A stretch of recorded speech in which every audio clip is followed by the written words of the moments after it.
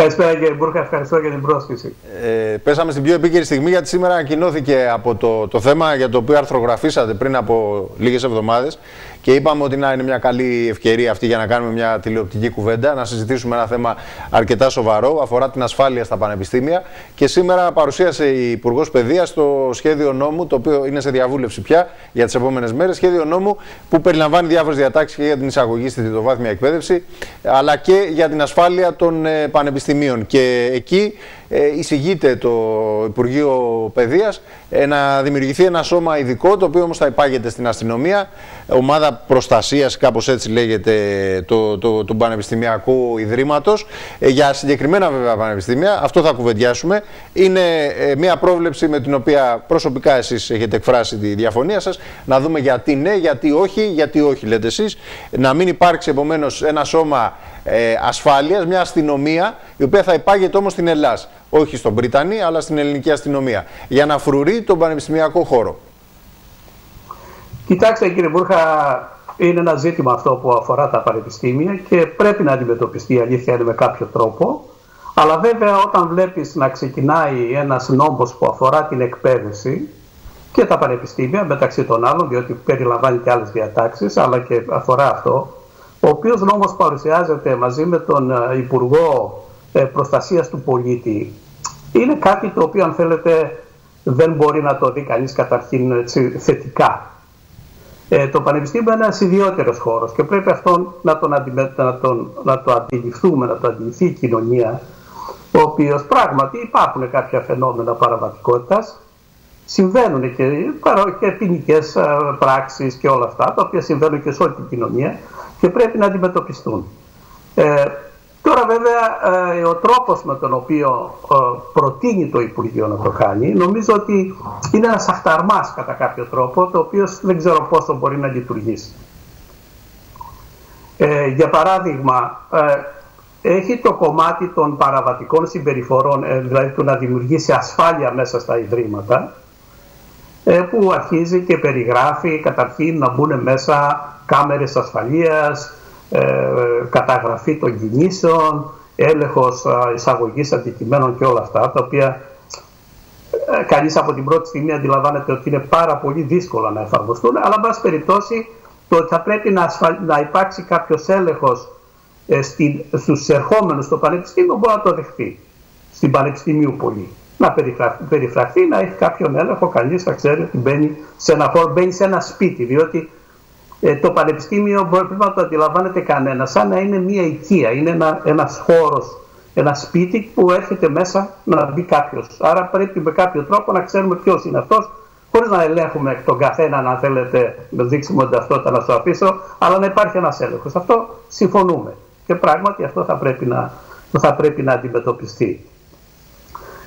Τώρα, έχει κάποιες ρυθμίσεις που έχουν να κάνουν με πειθαρχικά παραπτώματα των φοιτητών. Πριν πάμε εκεί κύριε Ζαχό, αντιλαμβάνομαι ότι προκαλεί έτσι αυτόματα μια αντίδραση αυτή η ενέργεια. Αναφερθήκα στο συμβολισμό που ίσως είναι σημαντικός και σκόπιμος, ο συμβολισμός δηλαδή του να παρουσιάσει αυτό το σχέδιο νόμου σε ό,τι αφορά την ασφάλεια των πανεπιστημίων η Υπουργός Παιδείας με τον Υπουργό Προστασίας του Πολίτη, γιατί νομίζω ήταν και μια εσωτερική διαφωνία στην κυβέρνηση αυτή, αν δηλαδή ποια μορφή θα έχει ακριβώς αυτό το σώμα, το σώμα προστασίας του πολίτη ή ασφάλειας των πανεπιστημίων.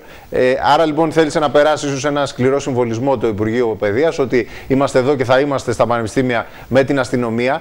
Αυτό δεν ξέρω πόσο προκαλεί έτσι μεγάλη αντίδραση στην κοινωνία, γιατί έχω την άποψη ότι παρότι μπορεί, ας πούμε, στο εσωτερικό των πανεπιστημίων να υπάρχει μια, ας το πούμε έτσι, ιδεολογική αντιμετώπιση του όλου ζητήματος, αλλά σε ένα μεγάλο μέρος της κοινωνίας αυτά είναι ταμπού εντός ή εκτός εισαγωγικών και αγκυλώσεις πάλι εκτός ή εκτός εισαγωγικών που έχουν ξεπεραστεί από το μεγάλο κομμάτι της ελληνικής κοινωνίας. Όπως έγινε και με το άσυλο, το οποίο καταργήθηκε και έγινε βελούδινα, θα έλεγα, σχεδόν αυτό. Παρότι φοβόμαστε όλοι, και εγώ ομολογώ ότι φοβόμουν ότι μπορεί να προκληθούν μια σειρά αντιδράσεων εντός πανεπιστημίων. Ίσως είναι ο καιρός τέτοιος που δεν ευνοεί αντιδράσεις. Ίσως έχει οριμάσει πια η κοινωνία εκτός του πανεπιστημιακού χώρου, ενώ που αντιλαμβάνεται τα πράγματα διαφορετικά. Αυτό το εκμεταλλεύεται η κυβέρνηση και προχωράει ίσως αυτές τις κινήσεις. Κοιτάξτε, Κανένας, όπως σας είπα από την αρχή, και νομίζω κάθε ένας ο οποίος ζει μέσα στο πανεπιστήμιο και έχει βιώσει και παραβατικές συμπεριφορές.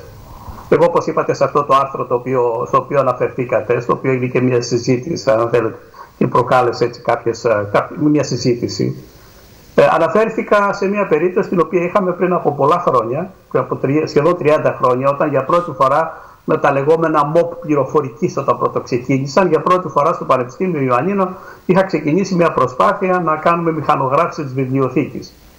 Είχαμε έναν εξοπλισμό αξίας τότε 4,5 εκατομμυρίων δραχμών, τον οποίο είχαμε αποθηκεύσει σε ένα γραφείο στο μεταβατικό κτίριο, αυτό που στεγάζει στην Βρυτανία. Τότε το πανεπιστήμιο ήταν και στο παλιό, το μισό πανεπιστήμιο ήταν κάτω στην Πανεπιστημίου και το άλλο ήταν στη Δομπόλη. Λοιπόν, και το βράδυ, ένα βράδυ, και μάλιστα χειμώνας ήταν τέτοιο Φεβρουάριος εποχή, και πήγανε, σπάσανε το τζάμι, τελείως ρηφηθεί, πώς να σας πω, δηλαδή με πλήρη οργάνωση, και κλέψαν τον εξοπλισμό. Και συνεχεία ξεκίνησα εγώ κατευθείαν, πήγα κατευθείαν στην Βρετανία, λέω να φέρουμε την ασφάλεια, να πάρει ίχνη, να πάρει τακτικά αποτυπώματα κτλ. Λέει, τι ψάχνεις να βρεις τώρα που να έρθει η αστυνομία? Εγώ επέμενα, τέλος πάντων ήρθε η αστυνομία, πήραν δακτυλικά αποτυπώματα, είχαν ούτως ή άλλως αυτοί είχαν και γάντια, όπως φαίνεται να πούμε, και λέει δεν υπάρχει περίπτωση να βρούμε κάτι, γιατί εδώ είναι ένας ιδιαίτερος χώρος. Και πράγματι υπήρχε μια τέτοια αντίληψη και υπάρχει μια τέτοια αντίληψη. Αυτό θα πρέπει να σταματήσει, σε αυτό συμφωνούμε. Τώρα, αυτή η μονάδα την οποία η αστυνομία θέλει να εγκαταστήσει στα πανεπιστήμια, που βέβαια το περιόρισε τώρα, όπως θα είδατε, μιλάει για 4 στην ουσία πανεπιστήμια, μιλάει για το ΕΚΠΑ, για το Θεσσαλονίκης, το Αριστοτέλειο, το Μετσόβιο και το Πανεπιστήμιο Πατρών. Ούτως ή άλλως κάθε πανεπιστήμιο δεν έχει τις ίδιες μορφές παραβατικότητας. Το πανεπιστήμιό μας, για παράδειγμα, εμείς δεν είχαμε τόσο έντονες παραβατικές συμπεριφορές να πουλάνε ναρκωτικά μέσα στο πανεπιστήμιο, δεν είχαμε τέτοια φαινόμενα. Έχουμε κάποια φαινόμενα τα οποία δεν υπήρξαν πράγματι κλοπές μέσα και σε εργαστήρια και τα είπα κατά καιρούς, έχουν συμβεί. Σπάνια, όχι, δεν είναι ένας χώρος, γιατί έχει δημιουργηθεί και μια εικόνα ότι το πανεπιστήμιο είναι ένας χώρος που εκεί κλέβουν, κάνουν, ράνουν, ας πούμε. Έτσι. Αυτό είναι μια πραγματικότητα, αλλά εν πάση περιπτώσει ένας χώρος που πρέπει να ασφαλιστεί με κάποιο τρόπο. Αυτό είναι το ένα. Άρα λοιπόν δεν τίθεται θέμα εγκατάστασης αστυνομικής δύναμης μέσα στο πανεπιστήμιο. Θα δούμε. Η άποψή μου είναι, την οποία εξέφρασα, ότι αυτό θα δημιουργήσει προβλήματα. Δηλαδή ότι να υπάρχει ένα αστυνομικό τμήμα μέσα στην Πανεπιστημίουπολη, στο Μετσόβιο Πολυτεχνείο επάνω, είτε στο Πανεπιστήμιο Αθηνών, προσωπικά δηλαδή εκτιμώ ότι θα έχει προβλήματα. Και δεν είναι το ίδιο με το άσυλο. Το άσυλο απλά διευκόλυνε, ούτως ή άλλως ποτέ δεν απαγορευόταν η είσοδος της αστυνομίας μέσα στο πανεπιστήμιο όταν γίνονταν ποινικές πράξεις. Απλά είχε μια διαδικασία που πολλές φορές δεν τηρούταν και άρα τώρα απλοποιείται. Η οποία διαδικασία απέτρεπε την εμπλοκή της αστυνομίας, εκτός αν υπήρχε κάτι πάρα πολύ μεγάλο, αλλά στην ουσία απέτρεπε, λειτουργήσε αποτρεπτικά η όλη αυτή η γραφειοκρατία, έτσι, μερικές φορές. Κοιτάξτε, δεν ήταν τόσο γραφειοκρατία. Εγώ πιστεύω ότι ήταν θέμα πολιτικής βούλης των Βρυτάνων στην πραγματικότητα, αν θέλετε, και των διοικήσεων των πανεπιστημίων, που έλεγαν τώρα να φέρω την αστυνομία μέσα, οι 50 φοιτητές που μπορεί, οι 10 φοιτητές που κάνανε ένα πρόβλημα, μπορεί να γίνουν 500, και άρα να δημιουργηθεί ένα πρόβλημα και προσπαθούσαν να το, ας πούμε σε εισαγωγικά, να το κουκουλώσουν κατά κάποιο τρόπο. Αυτό ναι, να το κάνουμε, να το δούμε αυτό. Θα το δούμε στην πράξη πώς θα δουλέψει. Εμένα αυτό που με ενδιαφέρει και πιστεύω ότι ένα πανεπιστήμιο, όπως και κάθε χώρος, είναι, αν θέλετε, και μια, ας το πούμε, ιδεολογική μου τοποθέτηση, πρέπει να έχει κανόνες, πρέπει να έχει κανονισμούς με τους οποίους να λειτουργεί. Το πανεπιστήμιο λοιπόν θα έπρεπε να έχει ένα σωστό εσωτερικό κανονισμό, ο οποίος να καθορίζει όλες τις συμπεριφορές και τι έχουν και τις διαδικασίες με τις οποίες αυτές και εντοπίζονται και τιμωρούνται. Αυτός τώρα ο νόμος, αυτό το σχέδιο, αν θέλετε, που κατέθεσε τώρα η Υπουργός, πράγματι αναφέρει, έχει μια τέτοια διαδικασία, όπως σας είπα, δηλαδή ως προς τις πειθαρχικές διαδικασίες των φοιτητών. Κατά την άποψή μου, κακώς μένει μόνο στους φοιτητές, έπρεπε να είχε, διότι η ακαδημαϊκή κοινότητα δεν είναι μόνο οι φοιτητές. Ναι. Είναι και είμαστε και εμείς οι διοικητικοί υπάλληλοι, είναι όλοι. Δηλαδή θα έπρεπε να είχε κανόνες και συμπεριφοράς και όλων μας. Δεν σημαίνει δηλαδή ότι μόνο οι φοιτητές κάνουν παραβατικές συμπεριφορές. Λοιπόν, αλλά βάση περιπτώσει έχει μια τέτοια διαδικασία. Τώρα, αυτό το οποίο κάνει είναι ότι μια τέτοια συμπεριφορά φοιτητών, η οποία έχει να κάνει με λογοκλοπή για παράδειγμα, την αντιμετωπίζει ως ένα ποινικό αδίκημα. άμα θα δείτε πιο κάτω ο νόμος, αλλάζει το ποινικό δίκαιο και λέει ότι, για παράδειγμα, λέει ότι αν μπει κάποιος σε ένα χώρο, ξέρω εγώ, χωρίς την έγκριση του υπευθύνου αυτού του χώρου, υπονοώντας στην ουσία, από ό,τι καταλαβαίνω εγώ, τις καταλήψεις, έχει ποινικές ευθύνες μέχρι 3 έτη και τα λοιπά φυλακή. Και αναρωτιέμαι, εάν αυτή τη στιγμή γίνει μια κατάληψη από κάποιοι φοιτητές που κάνουμε κατάληψη, θα συλληφθούν 100, 200, 500 φοιτητές για να πάνε μέσα σε αυτή τη διαδικασία της ποινικής δίωξης. Πολύ αμφιβάλλω αν μπορεί να συμβεί κάτι τέτοιο. Εκείνο λοιπόν το οποίο έχει είναι ότι τέτοιες συμπεριφορές, κατά την άποψή μου, θα πρέπει να τις δει κανένας με ακαδημαϊκό τρόπο και όχι με αστυνομικό τρόπο όπως πάει να το κάνει ο νόμος. Είναι μια άποψη που έχει εκφραστεί και από πολιτικούς, ξέρετε, όταν λέγανε για το ρωμαλαίο φοιτητικό κίνημα, εννοείται κάτι τέτοιο, γιατί διαφωνώ με την άποψη αυτή. Δεν μπορεί δηλαδή οι ίδιοι φοιτητές να έχουν τη λογική, πώς να το πω, της αυτοπροστασίας τους, της προστασίας του χώρου τους. Δεν είπα κάτι τέτοιο. Για παράδειγμα, θα έπρεπε, λέω τώρα, ιδέες λέμε, αυτό είναι ένα ζήτημα, το θέμα των καταλήψεων, αν θέλετε, το οποίο θα πρέπει να το δεις ως συμπεριφορά, ας το πούμε, μιας συνδικαλιστικής έκφρασης των φοιτητών. Δηλαδή, θα κάνεις κατάληψη, θα κάνεις κάποια κινητοποίηση, αλλά όμως θα πρέπει να έχεις μια νομιμοποίηση από πίσω σου. Δηλαδή να έχεις μια πλειοψηφία, για παράδειγμα, φοιτητών, οι οποίοι σε ακολουθούν, για παράδειγμα. Άρα πρέπει να βρεθούν κάποιοι τρόποι, τέτοια ακαδημαϊκή εσωτερική, που να λέει, κύριε, η κατάληψή σου είναι νόμιμη ή παράνομη, διότι έχεις ή δεν έχεις συμμετοχή μεγάλη. Μάλιστα, ναι. Σωστό αυτό. Απλά επειδή είναι κάτι που έχει επίσης όχι υπερβολής απλά, αλλά σε βαθμό έχει ευτελιστεί σαν διαδικασία. Όταν και ταλαιπωριέται και η διοίκηση του Πανεπιστημίου, και εσείς, ας πούμε, ενδεχόμενα κάποιες φορές μπορεί να έχει συμβεί, κυρίως η διοίκηση του Πανεπιστημίου Ιωαννίνων, που ξεσπιτώνεται εντός εισαγωγικών και μετακομίζει για να ασκήσει τη διοίκηση. Έχει απόλυτο δίκιο. Και έχω γράψει αυτό ότι 15-20 φοιτητές μπορεί να πάνε και να σταματήσουν τη λειτουργία του Πανεπιστημίου. Σαφέστατα. Αυτό είναι. Αλλά εάν όμως αυτό θα πρέπει να το δεις, επαναλαμβάνω, μέσα από την λογική της ακαδημαϊκής λειτουργίας του Πανεπιστημίου. Δηλαδή, όπως σας είπα, και έχει συμβεί στο παρελθόν, κατάληψη σε ολόκληρο κτίριο. Θυμάμαι στη φιλοσοφική σχολή τότε, που ήταν 3 φοιτητές κάτω και πήγε με τη γυναίκα μου, γιατί ήθελε κάτι να πάρει από το γραφείο της επάνω.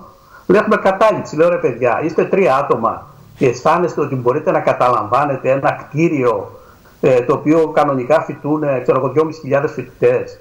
Πώς τόσο μεγάλοι είστε? Λέει, δεν μου γεμίσετε το μάτι. Όχι, λέω, δεν μου γεμίσει το μάτι. Το ίδιο συμβαίνει και στα σχολεία, έτσι. Το ίδιο συμβαίνει και στα σχολεία κάθε Οκτώβρη-Νοέμβρη, το ίδιο συζητάμε, ναι. Ακριβώς. Να δούμε τώρα στην πράξη πώς θα γίνουν όλα αυτά τα πράγματα. Εγώ λοιπόν πιστεύω ότι πρέπει να υπάρχουν κανονισμοί, αυτό είχα εκφράσει και αυτό εκφράζω και τώρα. Προσπαθεί να το περάσει κάπως αυτή η πρόταση του Υπουργείου αυτό, δημιουργώντας κάποια όργανα εσωτερικά κτλ. Αλλά έχω την αίσθηση ότι το αντιμετωπίζει ως ένα αστυνομικό πρόβλημα, έντονα αν θέλετε αστυνομικό, το οποίο δεν ξέρω αν θα μπορέσει να λειτουργήσει αυτή η πρόταση έτσι όπως είναι.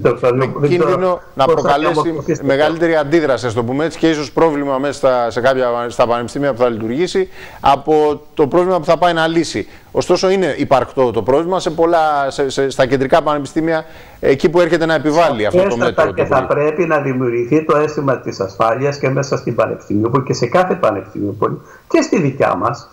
Εμείς έχουμε και ένα πρόβλημα εκεί και με τα σκυλιά, δηλαδή δεν μπορεί να κυκλοφορήσει κανείς, φοβάται από αυτό. Υπάρχουν τέτοια ζητήματα. Υπάρχει ένα ζήτημα ασφάλειας. Το αισθάνομαι εγώ, αν θέλετε, στη βιβλιοθήκη, όπου έρχονται τα Σαββατοκύριακα, τα οποία τη λειτουργούσαν τη βιβλιοθήκη μεταπτυχιακοί φοιτητές, και μπορεί να ήταν 2 κοπέλες, ας πούμε, που πάνε να ανοίξουν τη βιβλιοθήκη πρωί-πρωί, να ανοίξουν Κυριακή 10 η ώρα τη βιβλιοθήκη. Σε μια πανεπιστημίου παλιά, και αισθάνονταν ένα φόβο τα κορίτσια. Και μάλιστα έλεγα στην πύλη κάτω, λέω, να συνοδεύετε τα κορίτσια να πάνε πάνω να ανοίξουν τη βιβλιοθήκη. Όπως και το κάνανε. Υπάρχουν τέτοια ζητήματα. Αλλά έτσι τουλάχιστον πιστεύω εγώ. Βεβαίως και πρέπει να αντιμετωπιστούν, αλλά με τον τρόπο που πάει να το κάνει αυτή τη στιγμή η κυβέρνηση, εγώ προσωπικά πιστεύω ότι δεν θα έχει ιδιαίτερα αποτελέσματα, ενδεχομένως να έχει και αρνητικά. Μάλιστα. Λοιπόν, απομένει να φανεί, να αποδειχθεί αν έχετε δίκιο ή όχι, κύριε Ζάχο. Σας ευχαριστώ πάρα πολύ για την επικοινωνία και την κουβέντα μας. Καλό σας βράδυ. Και έτσι όπως έγραφα κιόλας πολλά πράγματα, η ιστορία τα δείχνει ποιος έχει δίκιο και ποιος έχει άδικο. Θέλω να πιστεύω ότι ούτως ή άλλως έχει εκφραστεί και ακαδημαϊκή κοινότητα με διάφορους τρόπους. Βέβαια, πολύ με τελείως έτσι, αν θέλετε, ιδεολογικές τοποθετήσεις χωρίς πρόταση. Εγώ νομίζω πρέπει να υπάρξουν προτάσεις και αυτό στην ουσία καταθέτω και αυτή τη στιγμή. Δηλαδή, και όλοι μας να καταθέσουμε τις προτάσεις μας, να βελτιωθεί και πράγματι να λειτουργήσουμε όπως λειτουργούν τα ευρωπαϊκά πανεπιστήμια όλων των χωρών. Δηλαδή, δεν μπορεί αυτό το πράγμα να είναι μια μοναδικότητα του ελληνικού πανεπιστήμιου. Σωστό. Συμφωνώ απόλυτα. Γιατί στο τάδε πανεπιστήμιο, στα περισσότερα πανεπιστήμια στο εξωτερικό, να χρειάζεται την κάρτα σου ως φοιτητής για να μπεις ή να βγεις από το χώρο της διδασκαλίας ή το εργαστήριο ή τον οποιοδήποτε χώρο. Και εδώ στην Ελλάδα να μην συμβαίνει αυτό. Να έχουμε τη μοναδικότητα. Βέβαια, να σας πω κάτι και με συγχωρείτε τώρα, σας κλέβω τον χρόνο. Αυτό το οποίο επίσης πάσχει αυτή όλη η πρόταση είναι ότι δεν έχει μηχανισμό εφαρμογής αυτού του πράγματος. Δηλαδή αφήνει έναν υπενιγμό ότι αν τα πανεπιστήμια δεν το εφαρμόσουν θα ληφθεί υπόψη στη χρηματοδότησή τους. Αλλά ένας υπενιγμός, κατά την άποψή μου, όπως έχω και καταθέσει, πρέπει να ήταν πιο αυστηρά. Δηλαδή θα πρέπει επιτέλους όταν ψηφίζεται ένας νόμος να εφαρμόζεται κιόλας. Αυτό είναι ένα. Και το δεύτερο βέβαια είναι με ποιους πόρους θα γίνουν όλα αυτά. Δηλαδή αυτές οι κάμπερες, αυτά όλα, κάπου αναφέρει να πάρουν από τις επιτροπές ερευνών για να κάνουμε προσλήψεις στην εσωτερική ομάδα φύλαξης η οποία θα υπάρχει. Υπάρχουν αυτοί οι πόροι όμως? Ερώτημα. Μάλιστα. Πολύ φοβάμαι ότι πολλά από αυτά θα μείνουν στα χαρτιά. Λοιπόν, σας ευχαριστώ πάρα πολύ, κύριε Ζάχο. Καλό σας βράδυ. Ευχαριστώ πολύ. Να είστε καλά. Ευχαριστώ και πάλι καλή χρονιά. Να είστε καλά. Επίσης, προχωράμε και η κατανομή των πόρων γίνεται με βάση το ΑΕΠ και το διαχωρισμό που κάνει η Ευρωπαϊκή Ένωση σε ανεπτυγμένες ή λιγότερα ανεπτυγμένες περιφέρειες της χώρας και της Ευρωπαϊκής